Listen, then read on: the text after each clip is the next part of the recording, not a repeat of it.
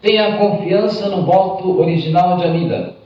Os que têm confiança no voto original atingirão, sem dúvida, a suprema iluminação através do poder de Amida, que nos abraça e nunca abandona. Shoujo Matsuo-san, hino introdutório, página 19. Tamandalos, tamandalos, tamandalos, tamandalos, tamandalos, tamandalos, tamandalos, tamandalos, tamandalos, tamandalos, tamandalos.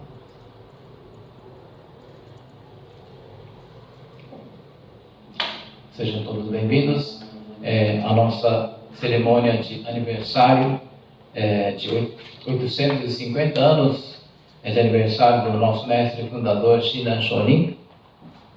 Essa é uma data especial porque comemoramos exatamente 850 anos de nascimento do nosso mestre fundador Shinan Shonin, que está aqui à direita do Buda Amida, né? Só para lembrar, Shinan Shonin nasceu em 21 de maio de 1173 e faleceu em 16 de janeiro de 1263, aos 90 anos de idade, né? Na época, algo muito raro de alguém chegar a idade tão avançada de 90 anos, né? O hino que acabei de ler, no início da palestra, está vendo a introdução da coleção do Shoujo Matsuo-san, escrito pelo Shinan Shonin. Nesse hino, Shinan Shonin, ele teria escrito aos 85 anos de idade, né, quase no final da vida, né? Na época, apesar da idade avançada, Shinan Shonin teria vivido um período muito conturbado da sua vida. Ele morava em Kyoto e a sua casa havia sido destruída por um incêndio, né? Mas principalmente aconteceu um episódio numa região chamada Kanto, região leste do Japão, onde hoje está a capital Tóquio, né? Em que o seu próprio filho primogênito, Zendan, teria traído a sua confiança. Zendan havia sido enviado pelo seu pai a essa região distante para corrigir algumas interpretações erradas do ensinamento, né, que os adeptos dessa região estavam tendo, né? E aí Shinan Shonin, como ele já tendo uma idade avançada, não poderia ir pessoalmente, ele teria mandado seu filho para ir até lá, né? Aí, ao invés de corrigir, esse filho primogênito, Zendan, acabou desvirtuando ainda mais o ensinamento do Nembutsu, né? Obrigando o seu pai a deserdá-lo e cortar relações com o seu próprio filho. Certamente, para Shinan Shonin, essa experiência teria sido muito dolorosa, né? Aos 85 anos de idade, imagine você ter de cortar relações com o seu próprio filho, ainda um filho primogênito, né? Teria sido muito doloroso para Shinan Shonin. Talvez por isso que ele recomenda nesse hino que acabamos de ler, que somente aqueles que confiam no voto original do Buda Amida poderão alcançar a suprema iluminação. Para Shinan Shonin, o único caminho viável à nossa salvação seria o caminho do Nembutsu. Esse Nembutsu, não o Amida Butsu, que nós recitamos e que qualquer pessoa pode recitar, é o que nos faz nascer na terra pura e fazer alcançar a iluminação através do poder da compaixão do Buda Amida. Mas, no senso comum da sociedade em volta, né? O que qualquer um pode fazer nem sempre é melhor, né? Ou seja, tendemos a achar que aquilo que poucos podem fazer é o que tem mais valor e é mais elevado. Podemos dizer que no budismo acontece a mesma coisa. Por exemplo, algumas práticas difíceis de ascetismo e sacrifício não são acessíveis a qualquer pessoa. Não é qualquer um que tem condicionamento físico e mental para aguentar horas de meditação sentada ou ficar debaixo de uma cachoeira aguentando a força das águas. Isso é o que se imaginava como sendo prática de um monge para poder alcançar a iluminação. Por outro lado, recitar o Nembutsu, o Namo Amida Butsu, é uma prática relativamente muito fácil. Seja um idoso, seja um jovem, doente ou saudável, homem ou mulher, rico ou pobre, qualquer pessoa pode recitar o Nembutsu. Aí podemos indagar: qual dessas práticas é superior ou mais meritória? Normalmente responderíamos que são as práticas difíceis do poder próprio. Mas Honen Shonin, o mestre de Shinan Shonin, ele inverteu essa lógica. Ele disse que o nome sagrado do Buda Amida, nesse nome sagrado, estaria contido todos os méritos que o Buda Amida acumulou e fez com que nós pudéssemos, através da sua compaixão, recitar o seu nome, o Namo Amida Butsu, o Nembutsu. Esse Nembutsu, ele é superior e excelente, porque é a própria grande prática do Buda Amida. Não é a nossa prática limitada do ser humano. É a grande prática do Buda Amida. E é superior também porque é uma prática acessível a todos. Ou seja, qualquer pessoa pode recitar. A prática que somente poucos podem fazer é digno de louvor, mas a prática acessível a todos é mais louvável ainda. Para ilustrar o que nós, Honen Shonin, tentou explicar, um certo professor do Dharma contou a seguinte história, que ilustra bem o que queremos dizer.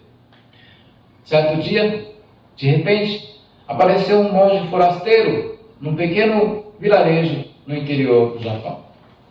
Por acaso, esse monge encontra uma senhora idosa que lhe diz: ultimamente tenho tido muitas dores no joelho, que tem me incomodado bastante. O monge então prontamente quis ajudar, colocando a sua mão sobre o joelho da senhora idosa e pronunciando um mantra, uma palavra meio misteriosa, receitou um remédio qualquer para ela tomar e foi embora. A senhora idosa então disse: não sei, mas tive a impressão de que as dores do joelho ficaram um pouco mais leves. Assim, os rumores desse episódio com o monge forasteiro logo se espalharam no vilarejo e em poucos dias já havia um fã-clube do monge. Diziam até que ele tinha poderes milagrosos.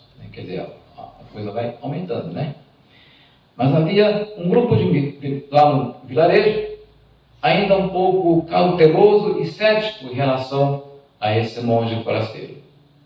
Será que ele é tudo isso mesmo? Depois de alguns dias, o monge forasteiro reapareceu no meio do vilarejo com uma banheira de ofurô.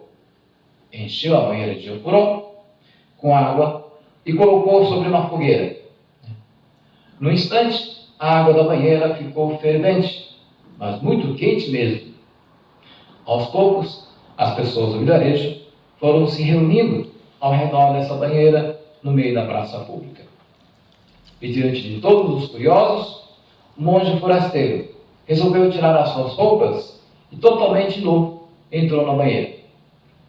Pronunciou bem alto algumas palavras esquisitas para invocar os deuses e os budas e permaneceu dentro da banheira por alguns minutos.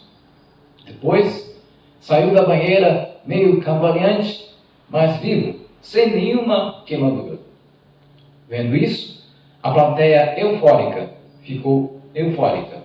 Uns gritavam gritos de espanto, outros aplaudiram, eufóricos. Mas ainda havia alguns que continuavam meio descrentes em relação ao monge. Foi então que apareceu um monge residente do único templo que havia no vilarejo. O monge forasteiro, vendo o monge residente, logo quis desafiá-lo. Ei, monge, agora é a sua vez. Mostre a todos se é capaz de fazer o mesmo. Alguns ficaram até com pena do monge residente, dizendo: coitado, ele vai morrer queimado nesse caldeirão. Mas o monge residente não se abalou e calmamente se aproximou da banheira. Todos os habitantes do vilarejo ficaram apreensivos, nervosos, diante do destino trágico que esperava o monge residente, com quem conviveram tantos anos de sua vida. Então, o monge residente, impassível, disse: por favor, traga um balde com água fria para mim. Logo, alguém se prontificou a atender o seu pedido e trouxe um balde com água fria. O monge residente, então, tirou as suas roupas, colocou o balde com água fria sobre a sua cabeça. Todos pensaram que ele ia se banhar com a água fria, mas não.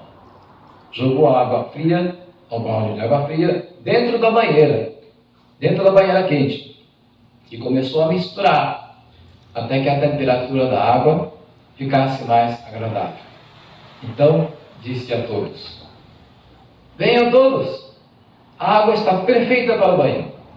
Vamos todos nos banhar. Assim é o caminho do Nembutsu. Ter capacidade para suportar os piores e mais difíceis provas físicas é digno de aplausos. Não se pode negar isso. Mas mais louvável ainda é a Buda Vida que nos proporcionou o Nembutsu.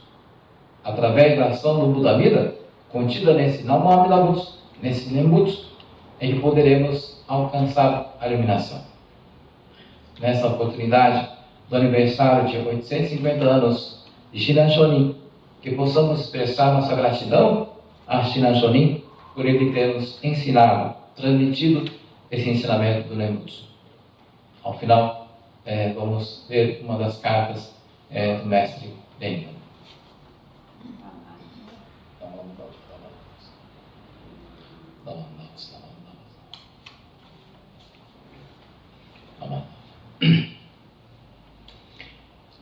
Cartas do mestre Benno, capítulo sobre as pessoas ignorantes desta era do Mappo.